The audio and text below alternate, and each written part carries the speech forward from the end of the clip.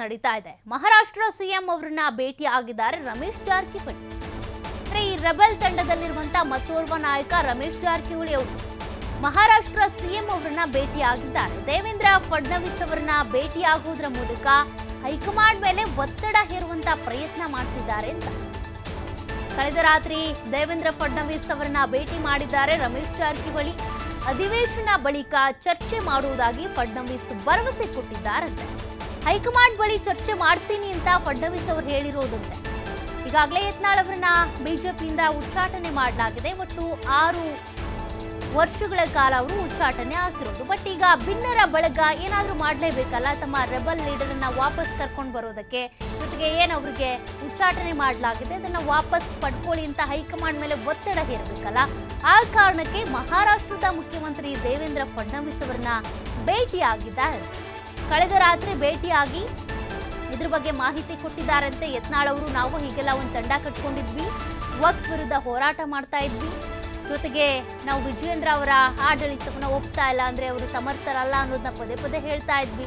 ರಾಜ್ಯಾಧ್ಯಕ್ಷರ ಬದಲಾವಣೆ ಆಗಬೇಕು ಅಂತ ಕೂಡ ನಾವು ಧ್ವನಿ ಎತ್ತಿದ್ವಿ. ಬಟ್ ಅಲ್ಲಿ ರಾಜ್ಯಾಧ್ಯಕ್ಷರ ಬದಲಾವಣೆ ಆಗೋದ್ರ ಬದಲಿಗೆ ನಮ್ಮ ತಂಡದ ನಾಯಕ, ರೆಬಲ್ ನಾಯಕ, ಹಿಂದೂ ಫೈರ್ ಬ್ರ್ಯಾಂಡ್ ಅಂತಾನೆ ಗುರುತಿಸ್ಕೊಂಡಿದ್ದಂಥ ಯತ್ನಾಳ್ ಅವರನ್ನೇ ಪಕ್ಷದಿಂದ ಉಚ್ಚಾಟನೆ ಮಾಡಿಬಿಟ್ಟಿದ್ದಾರೆ. 6 ವರ್ಷಗಳ ಕಾಲ ಅವರು ಪಕ್ಷದಿಂದ ಹೊರಗುಳಿಬೇಕಾಗಿದೆ. ಅವ್ರ ಮುಂದಿನ ನಡೆ ಏನು ಅನ್ನೋದು ಸದ್ಯಕ್ಕೆ ಯಾರಿಗೂ ಗೊತ್ತಿಲ್ಲ. ಮತ್ತೊಂದು ಕಡೆ ಅವರನ್ನು ವಾಪಸ್ ಕರ್ಕೊಂಡು ಬರಲೇಬೇಕು ಅಂತ ಪಾಪ ಅವರ ಬಣದಲ್ಲಿರುವಂಥವ್ರು ಟ್ರೈ ಮಾಡ್ತಿದ್ದಾರೆ. ಬಟ್ ಯತ್ನಾಳ್ ಅವರನ್ನ ಅವರು ಸಂಪರ್ಕ ಮಾಡುವಂತಿಲ್ಲ. ಪಕ್ಷದಲ್ಲಿ ಇರೋರು ಪಕ್ಷದಿಂದ ಉಚ್ಚಾಟನೆ ಆದವರ ಜೊತೆಗೆ ಸಂಪರ್ಕ ಬೆಳೆಸಿದ್ರೆ ಅದು ಪಕ್ಷ ವಿರೋಧಿ ಚಟುವಟಿಕೆ ಆಗುತ್ತೆ.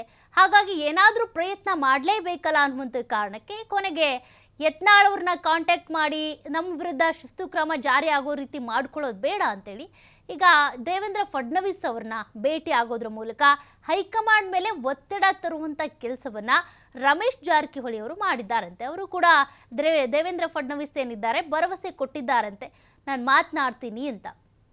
ನೋಡಬೇಕಾಗುತ್ತೆ ಹೈಕಮಾಂಡ್ ಮೇಲೆ ಅವರು ಒತ್ತಡವನ್ನು ತರ್ತಾರಾ, ಅದೆಲ್ಲವೂ ಕೂಡ ವರ್ಕೌಟ್ ಆಗುತ್ತಾ.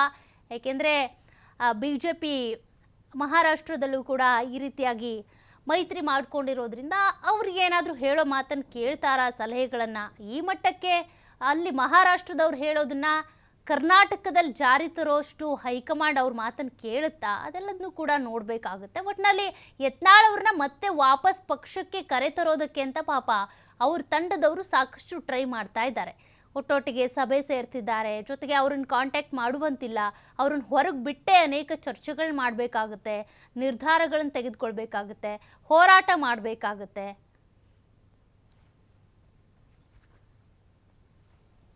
ಮತ್ತಷ್ಟು ಡೀಟೇಲ್ಸ್ ಕೊಡ್ತಾರೆ ಪ್ರತಿನಿಧಿ ರಾಕೇಶ್. ಈಗಾಗಲೇ ಯತ್ನಾಳ್ ಅವರ ಉಚ್ಚಾಟನೆ ಆಗಿದೆ. 6 ವರ್ಷಗಳ ಕಾಲ ಅವರು ಪಕ್ಷದಿಂದ ಹೊರಗುಳಿಬೇಕಾಗುತ್ತೆ. ಬಟ್ ಇದರ ಬೆನ್ನಲ್ಲೇ ರೆಬಲ್ ತಂಡದ ಒಂದಷ್ಟು ನಾಯಕರೇನಿದ್ದಾರೆ, ಒಂದಷ್ಟು ಚಟುವಟಿಕೆಗಳಲ್ಲಿ ಭಾಗಿಯಾಗ್ತಿರೋದು. ಸದ್ಯಕ್ಕೆ ಮಹಾರಾಷ್ಟ್ರದ ಮುಖ್ಯಮಂತ್ರಿ ದೇವೇಂದ್ರ ಫಡ್ನವೀಸ್ ಅವರನ್ನ ರಮೇಶ್ ಜಾರಕಿಹೊಳಿ ಅವರು ಭೇಟಿಯಾಗಿದ್ದಾರೆ. ಏನೆಲ್ಲ ಚರ್ಚೆ ಮಾಡಿರ್ಬೋದು, ಏನು ಕಾರಣಗಳನ್ನ ಕೊಟ್ಟು ಅವರನ್ನ ವಾಪಸ್ ಪಕ್ಷಕ್ಕೆ ಕರೆ ತರಬೇಕು ಅಂತ ಒತ್ತಡ ಹೇರ್ತಾ ಇರ್ಬೋದು?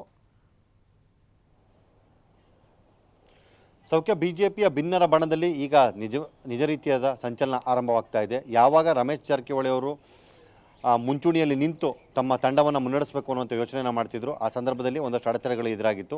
ಆ ಬಳಿಕ ಯತ್ನಾಳ್ ಅವರ ವಿಚಾರದಲ್ಲೂ ಕೂಡ ಪಕ್ಷ ತೆಗೆದುಕೊಂಡಂತಹ ನಿಲುವು ಬದಲಾವಣೆಗೆ ಕಾರಣವಾಗಿ ಅವರು ಪಕ್ಷದಿಂದ ಉಚ್ಚಾಟನೆ ಆಗುವಂಥ ಸನ್ನಿವೇಶ ನಿರ್ಮಾಣ ಆಯಿತು.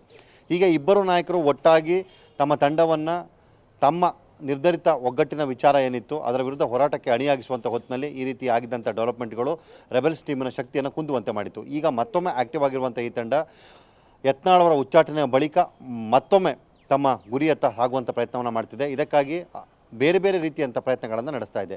ಈಗಾಗಲೇ ಪಕ್ಷದ ಶಿಸ್ತು ಕ್ರಮದ ಎಚ್ಚರಿಕೆಯನ್ನು ಪಡೆದುಕೊಂಡಿರುವಂಥ ತಂಡದ ಸದಸ್ಯರುಗಳು ಆ ಬಳಿಕ ಶಿಸ್ತಿನ ಚೌಕಟ್ಟಿನ ಒಳಗೆಯೇ ಪಕ್ಷದಲ್ಲಿನ ತಮ್ಮ ಹೋರಾಟವನ್ನು ಜಾರಿಗೊಳಿಸುವಂತಹ ಅಥವಾ ಮುಂದುವರಿಸುವಂಥ ಯೋಚನೆಯನ್ನು ಮಾಡುವುದಕ್ಕೆ ತಯಾರಿಯನ್ನು ಮಾಡಿಕೊಂಡಿದ್ದಾರೆ. ಈ ಸಂಬಂಧ ಸಭೆಯನ್ನು ಕೂಡ ಮಾಡಿರುವಂಥ ತಂಡದ ಸದಸ್ಯರುಗಳು ಹೋರಾಟವನ್ನು ಯಾವುದೇ ಕಾರಣಕ್ಕೂ ನಿಲ್ಲಿಸದೆ ಮುಂದುವರಿಸುವಂಥ ಯೋಚನೆಯನ್ನು ಮಾಡಿಕೊಂಡಿದ್ದಾರೆ.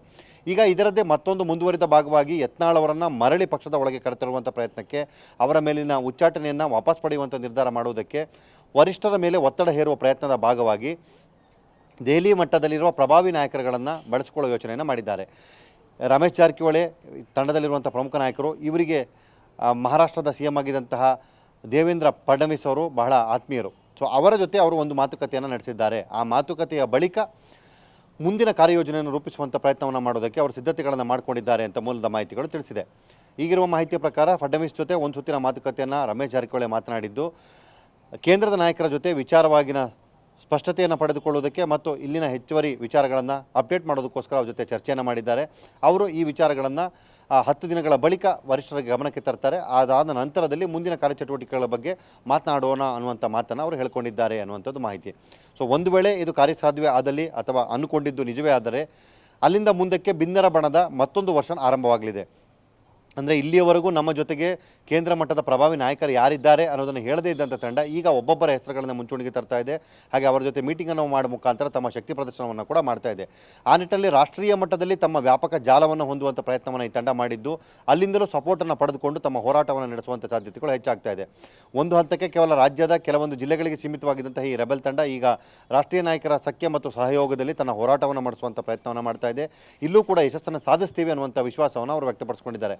ಈ ಎಲ್ಲ ಬೆಳವಣಿಗೆಗಳು ಆಗಿದ್ದೇ ಆದಲ್ಲಿ ರೆಬೆಲ್ ತಂಡ ತನ್ನ ಉದ್ದೇಶಿತ ಗುರಿಯನ್ನು ತಲುಪುತ್ತಾ ಇಲ್ಲವೋ ಅನ್ನುವಂಥ ಪ್ರಶ್ನೆ ಇದೆ. ಅದನ್ನು ಈಡೇರಿಸಿಕೊಳ್ಳುವ ನಿಟ್ಟಿನಲ್ಲಿ ಈ ಹಾದಿಯನ್ನು ಹಿಡಿತಾ ಇದೆ ಅನ್ನುವಂಥ ಮಾಹಿತಿ ಸಿಕ್ಕಿದೆ. ಸೌಖ್ಯ. Thank you Rakesh ಡೀಟೇಲ್ಸ್ಗೆ.